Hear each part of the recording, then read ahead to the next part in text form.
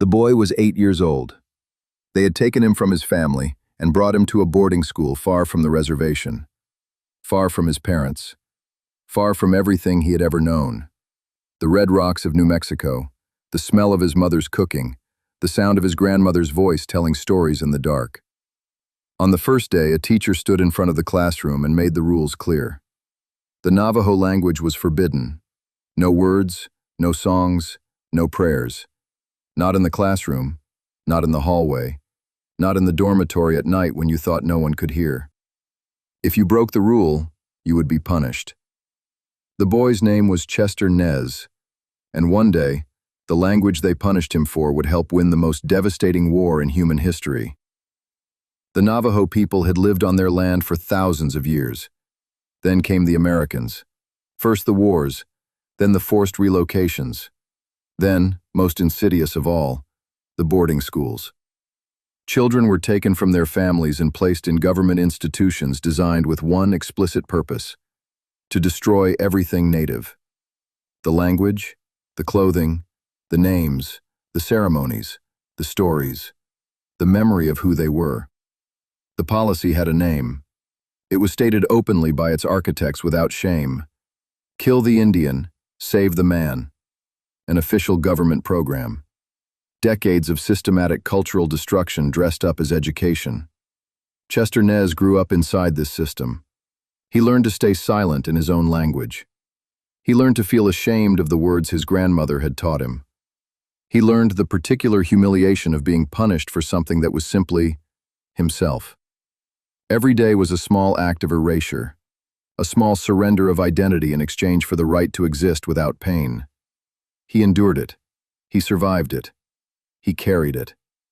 And he had no way of knowing that everything they had tried to take from him was about to become the most valuable thing in the world. December 7th, 1941. Japan bombed Pearl Harbor.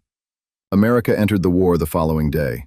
And almost immediately, the United States military faced a problem it could not solve through conventional means: codes. Japanese intelligence was breaking American military codes with terrifying speed and consistency. Every time American cryptographers developed a new system, the Japanese found the key. Operations were compromised before they began. Men were dying because the enemy knew the plans before they were executed. The war in the Pacific was being lost, in part, in the invisible battle of signals and secrets. An engineer named Philip Johnston came to the military with an idea. Johnston had grown up on the Navajo reservation as the child of a missionary. He spoke the language fluently, one of fewer than 30 non-Navajo people in the world who did.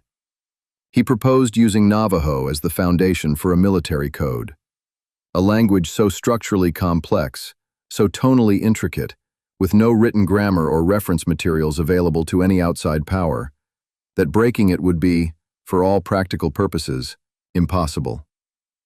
The military was skeptical. Johnston pushed harder. He arranged a demonstration.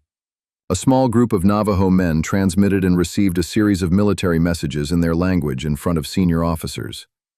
The officers were stunned. The transmission was instantaneous. The content was perfectly accurate. And it was completely incomprehensible to everyone else in the room. The program was approved. In May 1942, the Marine Corps recruited the first 29 Navajo men to develop the code from scratch. Chester Nez, 20 years old, was among them. The task they were given was extraordinary. They had to build a complete military communication system using a language that had never been used for warfare.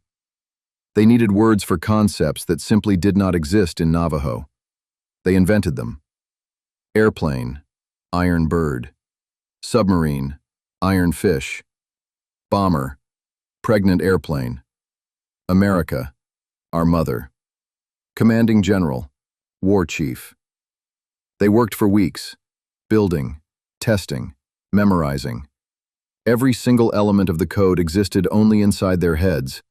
No written documents that could be captured, no reference materials that could be stolen.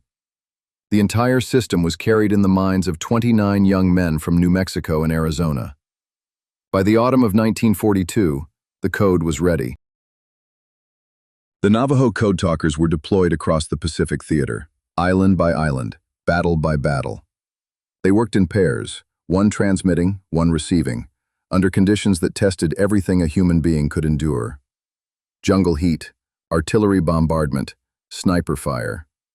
They transmitted under fire. They transmitted while wounded. They transmitted in the dark and in the rain and in the suffocating heat of Pacific Islands that had no business being fought over, except that both sides had decided they must. And through all of it, the code held. Japanese cryptanalysts intercepted the transmissions. They recorded them. They analyzed them obsessively. Teams of their best code breakers worked on the problem for months. They could not break it. One Japanese signals officer said after the war that the transmissions sounded to him like no human language he had ever encountered. He had assumed it was some kind of mechanical cipher, something generated by a machine. The idea that it was a natural human language spoken by real people had not occurred to him. That language was the one a teacher had beaten out of Chester Nez when he was 8 years old. February 1945, Iwo Jima. The island was 8 square miles of volcanic rock and ash. The Japanese had spent months fortifying it, tunneling 16 miles of underground passages through the rock, positioning guns to cover every inch of the beaches, building a defensive system designed to make any assault catastrophically costly. The battle that followed was among the bloodiest in the history of the United States Marine Corps. 5 weeks. Nearly 7,000 Americans killed. 20,000 more wounded. Every meter of ground paid for in full. 6 Navajo code talkers worked around the clock for the entire battle. 48 consecutive hours during the most intense fighting, transmitting orders, coordinating attacks, reporting positions, directing artillery. The speed and accuracy of their communications gave American commanders something they had not had in previous island assaults: real-time battlefield intelligence that the enemy could not intercept or decode. Major Howard Connor, the signal officer for the 5th Marine Division at Iwo Jima, said afterward, in words that have been quoted ever since, "Were it not for the Navajos, the Marines would never have taken Iwo Jima." He was not speaking rhetorically. He meant it as a precise military assessment. The language that the United States government had spent decades trying to eliminate from the earth had just been the decisive factor in one of the most important battles of the Pacific War. The war ended. America celebrated. The code talkers came home. And here begins the part of the story that is almost never told. They were ordered not to speak about what they had done.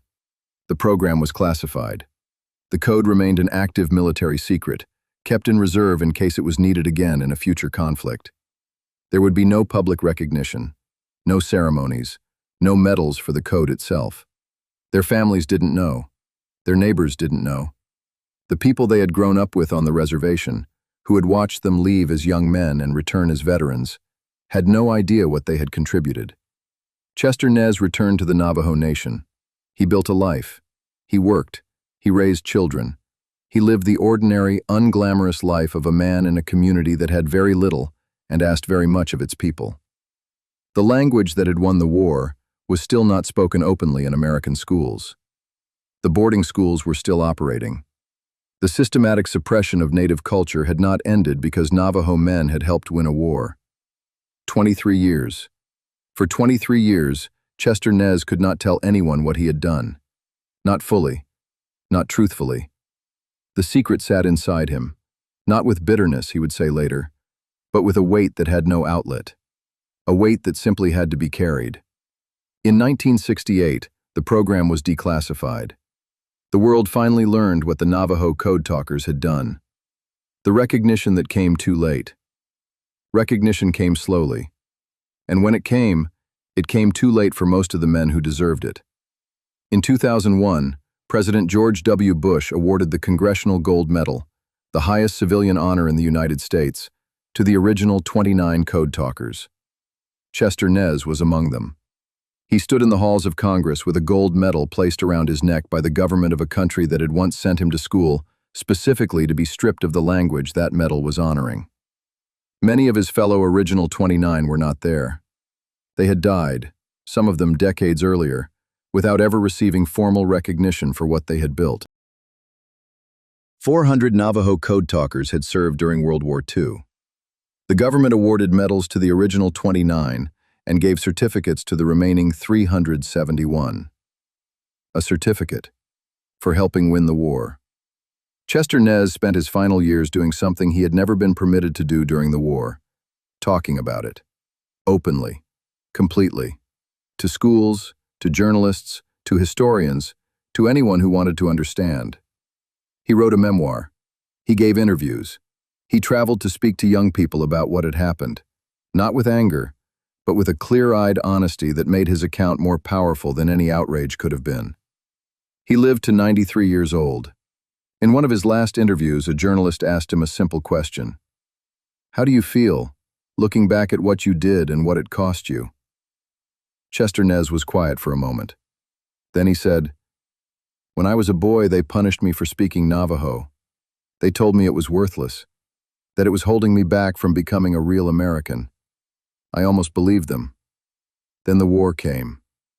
And it turned out that this language, the language of my grandmothers, the language they tried to beat out of me in school, the language of my people, was the only language in the world the enemy could not break.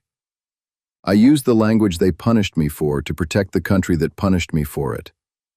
I still don't know whether to laugh or cry about that." Chester Nez died on June 4, 2014. He was the last surviving member of the original 29. When he was gone, every man who had built that code from nothing, in a room in 1942, carrying it only in their heads, was gone too. There is something in his story that goes beyond the facts of the war and the code and the medals. It is this.